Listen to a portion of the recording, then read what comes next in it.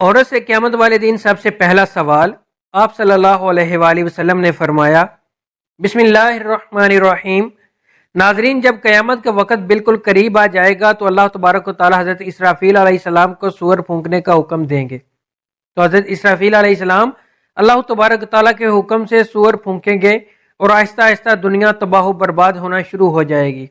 روئے زمین پر بسنے والی ہر مخلوق، انسان، جنات، چرند، پرند، الغرض کوئی بھی چیز ایسی باقی نہ رہے گی جو زندہ ہو، اور اس وقت سب کا نام و نشان مٹ جائے گا اور سب کچھ تباہ و برباد ہو جائے گا۔ دلکش اور خوبصورت نظر آنے والی اس زمین پر ہر طرف چٹکل میدان اور ویرانی ہی ویرانی ہو جائے گی۔ اس کے بعد اللہ تبارک و تعالیٰ ارشاد فرمائے گا کہ کون ہے جس کی آج بادشاہی ہے، اور کہاں گئے دنیا کے جبار اور متکبر لوگ۔ دنیا کی اسی تباہی کے بعد ایک لمبا عرصہ خاموشی اور سناٹے میں گزر جائے گی۔ اس لمبے عرصے کا علم صرف اللہ تبارک و تعالیٰ کو ہی ہے۔ پھر جب اللہ تبارک و تعالیٰ چاہے گا تو نئے سرے سے زمین اور آسمان اور فرشتوں کو پیدا کرے گا۔ انسانوں کو دوبارہ زندہ کرنے کے لیے اللہ تبارک و تعالیٰ آسمان سے بارش نازل فرمائے گا، جس کے نتیجے میں ہر انسان کی ریڑھ کی ہڈی سے پورا انسانی ڈھانچہ تیار ہو جائے گا، اور اس ڈھانچے پر اللہ تبارک و تعالیٰ کے حکم سے گوشت پوشت چڑھ جائے گا۔ اس طرح جب تمام انسان دوبارہ زندہ ہو جائیں گے تو اللہ تبارک و تعالیٰ حضرت اسرافیل علیہ السلام کو دوبارہ سور پھونکنے کا حکم دیں گے۔ اس وقت تمام انسان ننگے پاؤں، ننگے بدن اور بے ختنہ اٹھ کھڑے ہوں گے، اور جس طرح ماں کے پیٹ سے پیدا ہوئے تھے۔ اس دن اللہ تبارک و تعالیٰ کا یہ فرمان پورا ہوگا، جس طرح اللہ تبارک و تعالیٰ قرآن پاک میں ارشاد فرماتا ہے، تم لوگ فردن فردن ہمارے پاس حاضر ہو گئے جس طرح ہم نے تمہیں پہلی مرتبہ پیدا کیا تھا۔ ناظرین، سب سے پہلے اللہ تبارک و تعالیٰ کے پیارے نبی حضرت محمد مصطفیٰ صلی اللہ علیہ وآلہ وسلم اپنی قبر انور سے باہر تشریف لائیں گے۔ اس کے بعد حضرت عیسیٰ علیہ السلام اور دیگر انبیاء کرام اپنی قبر انور سے باہر تشریف لائیں گے۔ اس کے بعد شہداء کرام اور اللہ تبارک و تعالیٰ کے نیک بندے اور اہل ایمان اٹھیں گے۔ اس دن کافر، مشرک اور منافق لوگ اپنے اپنے اعمال کے مطابق اپنی قبروں سے زندہ اٹھیں گے۔ کوئی اندھا ہوگا تو کوئی بہرا ہوگا، کوئی لنگڑا ہوگا تو کسی کو چونٹی کی شکل میں اٹھایا جائے گا۔ کوئی شخص اپنے اعمال کے مطابق سر کے بل اٹھے گا۔ اس دن کافر اس غیر متوقع زندگی کے مناظر دیکھ کر شدید خوف اور غم کے اندر مبتلا ہو جائیں گے، اور ان کی آنکھیں اس خوفناک منظر کو دیکھنے کے بعد پتھر ہو جائیں گی، اور ان کافروں کے دل کانپ رہے ہوں گے اور کلیجے منہ کو آ رہے ہوں گے۔ اس دن اتنا وحشتناک عالم ہوگا، کوئی غم گسار اور کوئی مددگار نہ ہوگا، اور اس دن نہ ہی کوئی ایک دوسرے کو پوچھنے والا ہوگا، اور اہل ایمان بھی اپنے اعمال کے مطابق اپنی قبروں سے اٹھیں گے۔ اس دن شہداء کرام اپنے بہتے ہوئے تازہ خون کے ساتھ اٹھیں گے، اور جو شخص جس حالت میں فوت ہوگا اسی حالت میں اپنی قبر سے اٹھے گا۔ یعنی جو گناہ کرتا ہوا مر گیا اور اسی گناہ کی حالت میں اٹھے گا، جو شراب پیتا ہوا مرا وہ اسی طرح شراب پیتا ہوا اٹھے گا، جو زنا کرتا ہوا مرا اسی طرح زنا کی حالت میں اٹھے گا۔ ناظرین، اس طرح جس تمام مخلوقات جب زندہ ہو جائے گی اور اپنی اپنی قبروں سے باہر نکل آئے گی، پھر اس کے بعد قبروں سے اٹھتے ہی ہر انسان پر 2 فرشتے مقرر کر دیے جائیں گے۔ وہ فرشتے تمام لوگوں کو میدان حشر میں پہنچا دیں گے۔ ناظرین، آپ کو بتاتے چلیں کہ میدان حشر ملک شام کے علاقے میں قائم ہوگا، اور سبھی لوگوں کو اپنی اپنی قبروں سے اٹھ کر اس میدان میں جانا ہوگا۔ کفار میں سے جو لوگ اندھے اٹھیں گے وہ ٹھوکریں کھاتے گرتے پڑتے میدان حشر میں پہنچیں گے، اور جو لوگ چیونٹیوں کے جسم میں اٹھیں گے وہ لوگوں کے پاؤں تلے روندے جا رہے ہوں گے، اور جو لوگ سر کے بل اٹھائے جائیں گے وہ لوگ انتہائی ذلت اور رسوائی کے ساتھ میدان حشر میں پہنچیں گے۔ بعض کافروں پر آگ مسلط کر دی جائے گی جو ان کافروں کو ہانک کر میدان حشر کی طرف لے جائے گی۔ اہل ایمان بھی اپنے عقائد اور اعمال کے مطابق میدان حشر کی طرف رواں دواں ہوں گے۔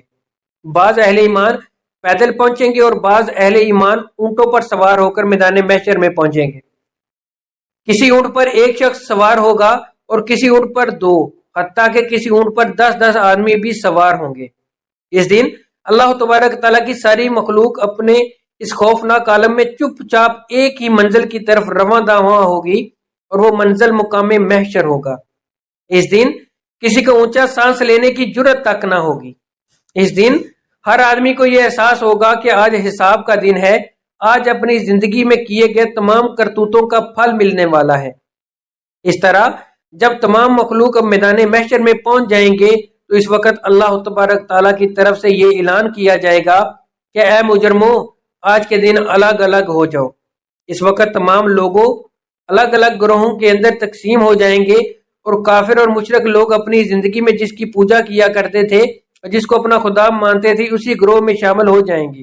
دوسری طرف ایمان والوں کو ان کے اعمال کے مطابق الگ الگ گروہوں میں تقسیم کر دیا جائے گا۔ نیک لوگ نیک لوگوں کے ساتھ ہو جائیں گے۔ ناظرین، میدان محشر میں تمام لوگ ننگے پاؤں اور ننگے بدن ہوں گے۔ اس دن سورج 1 میل کے فاصلے پر آگ برسا رہا ہوگا، زمین تپش کی وجہ سے دہک رہی ہوگی اور جسم سورج کی آگ میں جل رہا ہوگا، اور زمین اتنی گرم ہو جائے گی کہ زمین پر پاؤں نہ رکھا جا رہا ہوگا اور دور دور تک کہیں سایہ نظر نہیں آ رہا ہوگا۔ لوگ اپنے اپنے عقائد اور اعمال کے مطابق اپنے اپنے پسینوں میں ڈبکیاں لگا رہے ہوں گے۔ کچھ لوگ اپنے گناہوں کے مطابق ٹخنوں تک پسینے میں ڈوبے ہوئے ہوں گے، کچھ لوگ سینے تک پسینے کے اندر ڈوبے ہوئے ہوں گے، اور کچھ لوگ اپنے اعمال کے مطابق پورے کے پورے پسینے میں ڈبکیاں لگا رہے ہوں گے۔ حشر کا یہ خوفناک دن 50,000 سال کا ہوگا، اور لوگ بھوک اور پیاس اور شدید گرمی کی حالت میں 50,000 سال تک کھڑے رہیں گے۔ تمام لوگ تنگ آ کر اللہ تبارک تعالیٰ کی بارگاہ میں عرض کریں گے، یا رب العالمین، ہمیں اس مصیبت سے نجات عطا فرما، چاہے ہمیں جہنم میں ڈال دے۔ ناظرین، یاد رہے کہ آج سورج کا ہماری زمین سے فاصلہ 9 کروڑ 30 لاکھ میل ہے۔ اس کے باوجود بھی جون اور جولائی کے مہینے میں زمین اس قدر گرم ہو جاتی ہے کہ 1 منٹ کے لیے بھی ننگے پاؤں کھڑا نہیں ہوا جاتا۔ تو ذرا غور فرمائیے کہ اس دن کیا حال ہوگا جس روز زمین کا درجہ حرارت آج کے مقابلے میں 9 کروڑ گنا زیادہ ہو جائے گا۔ اس دن حساب و کتاب سے پہلے تمام لوگ مختلف انبیاء کرام کی بارگاہ میں حاضر ہو جائیں گے اور ان سے اپنے لیے سفارش کرنے کا کہیں گے، لیکن سب انبیاء کرام ایک ہی جواب دیں گے کہ آج میرا رب اتنا غضبناک ہے کہ اس سے پہلے وہ اتنا غضبناک کبھی نہیں ہوا، اور نہ ہی اس سے کے بعد کبھی اتنا غضبناک ہوگا۔ اس وقت تمام لوگ مایوس ہو کر حضرت محمد مصطفیٰ صلی اللہ علیہ وآلہ وسلم کی بارگاہ میں حاضر ہوں گے اور آپ کی بارگاہ میں عرض کریں گے، یا رسول اللہ صلی اللہ علیہ وآلہ وسلم، آپ اللہ کے پیارے رسول اور خاتم الانبیاء ہیں، آپ دیکھ رہے ہیں کہ ہماری کیا حالت ہو چکی۔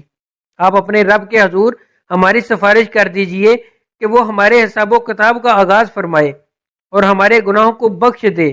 تو اس وقت آپ صلی اللہ علیہ وآلہ وسلم یہ ارشاد فرمائیں گے کہ آج کے دن سفارش کے لائق صرف میں ہی ہوں۔ چنانچہ اس وقت حضرت محمد صلی اللہ علیہ وآلہ وسلم کو میدان حشر سے شفاعت کے بلند ترین مقام محمود تک پہنچا دیا جائے گا، جو جنت میں عرش الہی کے نیچے ہوگا۔ وہاں پہنچ کر حضور پاک صلی اللہ علیہ وآلہ وسلم اپنے پیارے رب کے حضور سجدے میں گر جائیں گے اور اللہ تبارک تعالیٰ کی حمد و ثنا کریں گے۔ اس وقت اللہ تبارک تعالیٰ کی ذات جب اپنے محبوب کے اس محبت برے سجدے کو دیکھے گی تو اس وقت اللہ تبارک تعالیٰ کا دریائے رحمت جوش میں آ جائے گا۔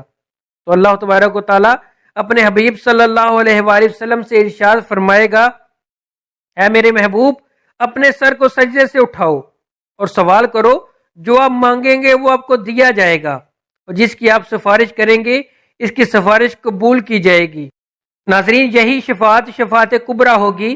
شفاعت کبریٰ کی منظوری کے بعد حضور پاک صلی اللہ علیہ وآلہ وسلم مقام محمود سے میدان حشر میں تشریف لائیں گے، اور اس وقت اللہ تبارک تعالیٰ فرشتوں کی معیت میں میدان حشر میں نزول اجلال فرمائے گا اور جلوہ افروز ہوگا۔ اس وقت تمام فرشتے زمین کے کناروں پر کھڑے ہوں گے اور 8 فرشتے اللہ تبارک تعالیٰ کا عرش الہی اٹھائے ہوئے ہوں گے، اور اس وقت اللہ تبارک تعالیٰ عظیم الشان عدالت قائم ہوگی، اور اللہ تبارک تعالیٰ فرشتوں کو حکم دے گا تمام لوگوں کو ان کے نامہ اعمال دے دیے جائیں۔ اس دن اہل ایمان کو سامنے کی طرف سے دائیں ہاتھ میں نامہ اعمال دیا جائے گا۔ اس دن کفار اور مشرکین کو پیچھے کی طرف سے بائیں ہاتھ میں نامہ اعمال دیا جائے گا۔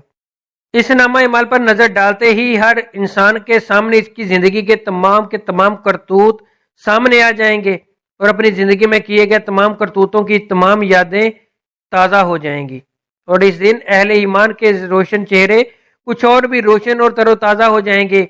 تمام اہل ایمان خوشی خوشی اپنا نامہ اعمال دوسروں کو دکھائیں گے، جیسا کہ اللہ تبارک تعالیٰ اس منظر کی طرف اشارہ کرتے ہوئے قرآن پاک میں ارشاد فرماتا ہے، اور لوگ کہیں گے کہ آؤ میرا نامہ اعمال پڑھو۔ اس دن مشرکین اور کفار کے چہروں کی سیاہی میں کچھ اور بھی اضافہ ہو جائے گا، ذلت ان کے چہروں پر چھا جائے گی، حسرت اور ندامت سے وہ اپنے ہاتھوں کو چبائیں گے، اور تمام کفار اور مشرکین کہیں گے اے کاش ہمیں اپنا نامہ اعمال نہ دیا جاتا، کاش میں یہ نہ جانتا کہ میرا نامہ اعمال اور حساب و کتاب کیا ہے۔ کفار و مشرکین بار بار اپنے نامہ اعمال کو دیکھیں گے اور تعجب سے کہیں گے یہ کیسا عجیب و غریب نامہ اعمال ہے کہ اس میں ہر چھوٹا بڑا عمل لکھا ہوا ہے، ہائے ہماری کمبختی، یہ نامہ اعمال کیسا ہے، کوئی چھوٹے سے چھوٹا یا بڑے سے بڑا عمل ایسا نہیں ہے جو اس میں نہ لکھا ہوا ہو۔ ناظرین، نامہ اعمال کی اس تقسیم کاری کے بعد سوال و جواب کا سلسلہ شروع ہو جائے گا۔ حضرت انس رضی اللہ تعالیٰ عنہ سے روایت ہے کہ آپ صلی اللہ علیہ وآلہ وسلم قیامت کے دن عورتوں سے سب سے پہلے نماز کے متعلق سوال کیا جائے گا، وہ بندی کے ساتھ وقت پر ادا کیا تھا نہیں، پھر شوہر کے متعلق سوال ہوگا اور اس کے ساتھ کیسا برتاؤ کیا تھا۔ اس حدیث کے فائدے میں لکھتے ہیں کہ حشر کا میدان جو قلب جگر کو پگھلا دینے والا ہوگا، اس میں عام لوگوں سے خواہ مرد ہو یا عورت سب سے پہلا سوال نماز کے متعلق ہوگا۔ قیامت کے دن جو جان کو پگھلا دینے والا ہوگا، اس دن سب سے پہلا حساب نماز کا ہوگا۔ حضرت انس رضی اللہ تعالیٰ عنہ سے مروی ہے کہ آپ صلی اللہ علیہ وآلہ وسلم نے فرمایا قیامت میں سب سے پہلا نماز کا حساب ہوگا، اگر یہ صحیح نکلا تو دوسرے اعمال بھی صحیح نکلیں گے، اگر اس میں گڑبڑ ہوئی تو تمام اعمال میں گڑبڑ ہوگی۔ عورتیں نماز میں کوتاہی کرتی ہیں، نئی عمر کی جوان عورتیں اکثر نماز چھوڑ دیتی ہیں، کچھ تو بہانہ بناتی ہیں کہ کپڑے بچوں کے پیشاب سے ناپاک ہیں، افسوس کہ یہ سب بہانے قیامت میں نہیں چلیں گے، جب سزا ملے گی تب پتہ چل جائے گا۔ اس لیے عورتوں کو چاہیے کہ نماز کی پابندی کریں، گھر کی بڑی عورتوں کو چاہیے کہ چھوٹی عمر سے ہی پابندی بنائیں، کم عمر کی عادت اور پابندی کا اثر پوری عمر باقی رہتا ہے۔ فرائض شریعہ کے مطابق عورت سے شوہر کے حقوق اور اس کی خدمت کے بارے میں سوال ہوگا۔ آج کل کے دور کی وہ عورتیں جو ملازمت کرتی ہیں، آفس دفتر وغیرہ میں کام کرتی ہیں، وہ شوہر کی خدمت میں کوتاہی برتتی ہیں، حتیٰ کہ ایسی عورتوں سے کھانے تک کی سہولت نہیں ملتی۔ ایسی کوتاہی کل قیامت میں قابل گرفت ہوگی۔ ناظرین، جب یہ سوال و جواب کا سلسلہ ختم ہو جائے گا اور تمام لوگوں سے ان کے حقوق کے متعلق سوال کر لیے جائیں گے، تو اس کے بعد میدان حشر کا آخری مرحلہ شروع ہوگا اور میزان کو سجایا جائے گا۔ تمام انسانوں کے نامہ اعمال اپنی آخری شکل میں وزن ہونے کے لیے تیار ہو جائیں گے اور حجت کو قائم کرنے کے لیے میزان قائم کیا جائے گا۔ اس میزان میں جن لوگوں کی نیکیوں کا پلڑا بھاری ہوگا وہ کامیاب لوگ ہوں گے، اور جن لوگوں کے گناہوں کا پلڑا بھاری ہوگا وہ لوگ ناکام ترین لوگ ہوں گے۔ اس دن جو کامیاب ہوں گے وہ جنت میں چلے جائیں گے، اور جو ناکام ہوں گے وہ جن کے گناہوں کا پلڑا بھاری ہوگا وہ جہنم میں داخل کر دیے جائیں گے۔ اس دن نبی کریم صلی اللہ علیہ وآلہ وسلم کی شفاعت خاص ان امتیوں کے لیے ہوگی جو حضور پاک صلی اللہ علیہ وآلہ وسلم کی امت کے گناہ گار لوگ ہوں گے۔ اس دن حضور پاک صلی اللہ علیہ وآلہ وسلم اپنی گناہ گار امت کی شفاعت فرمائیں گے۔ اللہ تعالیٰ اپنے پیارے حبیب محمد مصطفیٰ صلی اللہ علیہ وآلہ وسلم کی شفاعت قبول فرمائے گا، اور حضور پاک صلی اللہ علیہ وآلہ وسلم اپنی گناہ گار امت کو اپنے ساتھ لے کر جنت میں تشریف لے جائیں گے۔ اللہ تعالیٰ سے دعا ہے کہ اللہ تعالیٰ اپنے پیارے حبیب حضرت محمد صلی اللہ علیہ وآلہ وسلم کے بتائے ہوئے رستے پر چلنے کی توفیق عطا فرمائے اور ان کی محبت کے اندر جینا مرنا نصیب فرمائے، آمین۔ ناظرین، کمنٹ باکس میں اللہ تعالیٰ کے 99 ناموں میں سے ایک نام ضرور ٹائپ کریں۔